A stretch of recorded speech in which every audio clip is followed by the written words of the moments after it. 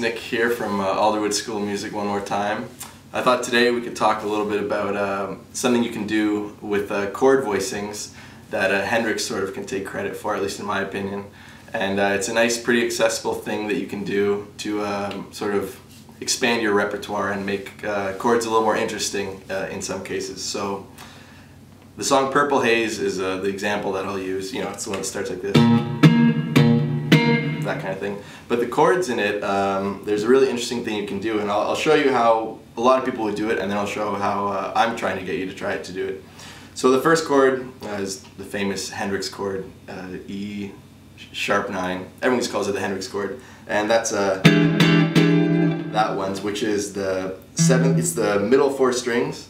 It's the 7th fret on the 5th string, the 6th fret on the 4th string, the 7th fret on the 3rd string, and the 8th fret on the 2nd string. Too many numbers for sure, I agree.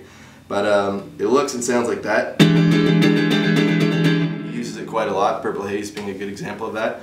But the interesting thing, the thing I want to demonstrate, is in the next two chords, which are a G chord and an A chord, which most people would also play. And those are fine ways to play it, but to really get this Hendrix thing, which is pretty valuable, we're going to go with the bar chord approach. So a G bar chord is based on the 3rd fret, and an 8 bar chord is based on the 5th fret. And these are great chords, and there's a lot of great applications for them. But especially if you're playing sort of trio music like Hendrix did, and you need a little more interest born out of the guitar playing, you don't have a bunch of other stuff going on to make it really engaging.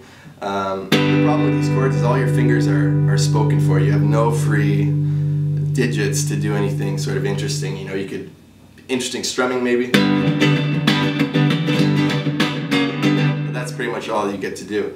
So what Hendrix used to do, and a lot of other guys, but Hendrix is whom I think most people think of, they play almost all the same notes, but he uses his thumb to play the 6th string, and then he gets basically the remaining strings with these fingers, and we're ignoring the 5th string for this case because it's just too much of a pain to try and get it, and it's not worth it. But what this does is it opens up your pinky, which might not seem like a lot, but it really helps. You can add sort of little melodies within the chords. I'll show you what I mean. So if we play a G chord like this, now we're going to try playing like this, and with the pinky I'm just going to move it around and explore the different frets and see what different sounds we can get. There's quite a lot in there. I mean, some of them don't sound so great, some of them sound really good. It's pretty fun to try and experiment and see what works. So here's an example. So here's the G chord.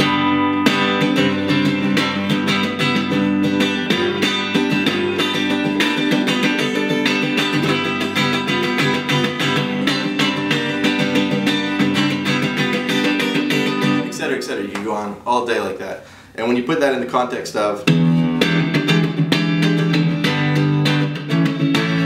get a more interesting, in my opinion,